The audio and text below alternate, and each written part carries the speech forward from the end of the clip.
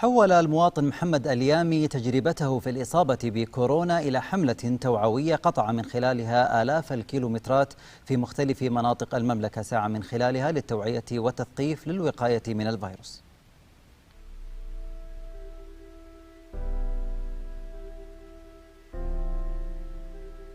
يجوب هذا الرحال مناطق المملكة عن طريق البر للتوعية والوقاية من كورونا على مركبته الخاصة، محولا جوانب المركبة لمعرض توعوي يتضمن تعليمات الوقاية من كوفيد-19.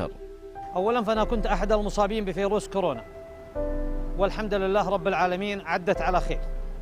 ثانيا في دولتنا أعزها الله لم تذخر جهد في مكافحة هذا الوباء، وبقى دور المواطن وكل مواطن مسؤول في هذا البلد أن يكون موازرا لجهاته المختصة ولقيادته.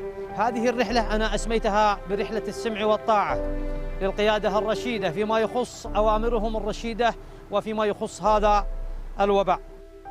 ويقدم هذا الرحال نصائح للمواطنين والمقيمين بلغته العربية، إضافة إلى لغات مختلفة يستهدف فيها التوعية للمقيمين.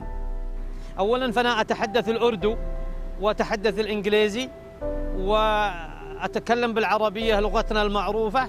بالنسبة للكمامات والتوعية والمعقمات والأشياء هذه أشياء أوزعها على حسابي الخاص، وقد حظيت بدعم بمجموعة من الكمامات والمعقمات وأسندتني، ردت علي النفس شوي.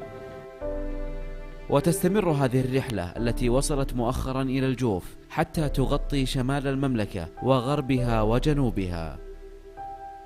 لقناة الإخبارية عبد الرحمن الإبراهيم، الجوف.